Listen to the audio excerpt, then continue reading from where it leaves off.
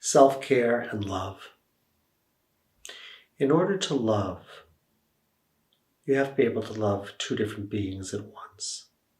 You have to be able to love self and love other. Some of us find it very hard to love ourselves, and we have this aspiration to be selfless. But if we're selfless and give away all of ourself, who's left to do the loving? No one.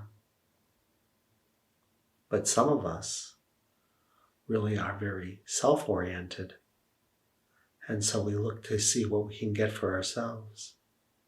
And then who's left to love? Because ultimately no one will be there. So what we have to realize is that self and other in love are in this kind of reciprocal relationship, or as a friend of mine and a colleague, Ragini Michael, says, they're in a kind of competitive collaboration. Self and other long for each other. And sometimes life calls for you to focus on yourself, because if you never focus on yourself and you give yourself entirely away, you'll find out that you'll end up in a very difficult situation. But if you only focus on yourself, the same thing will happen. So it's more like to everything in its season. Sometimes life calls in relationship for saying, I will focus on myself. But eventually, like day going to night, it wanes. And then life asks you to focus on the other. But then like day going to night, it wanes also.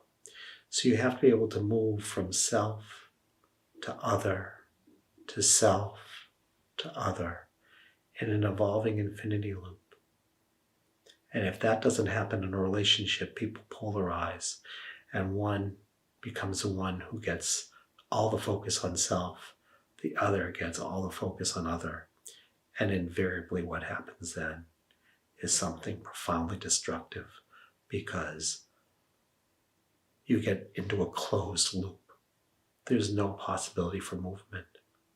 So true love asks for an open system where there's this movement back and forth between self and other, until you finally get to a place of true interdependence. So I wish you best of luck in your relationships, but not only your relationship with other, your relationship with yourself. And if you do that, you'll be able to care for yourself and care for the other, because neither one of you will get lost, and ultimately both of you will get found. So share with us what your experience is as you move between economy and communion, until there's this aspect of we and I together. Thank you for listening.